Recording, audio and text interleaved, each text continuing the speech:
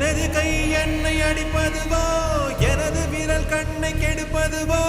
அழுது அறியாத என் கண்கள் ஆறு குளமாக மாறுவதோ ஏனென்று கேட்கவும் நாதி இல்லை ஏழையின் நீதிக்கு கண்ணுண்டு பார்வையில்லை பசுவினை பாம்பென்று சாட்சி சொல்ல முடியும் காம்பினில் விஷம் என்ன கறக்கவ முடியும்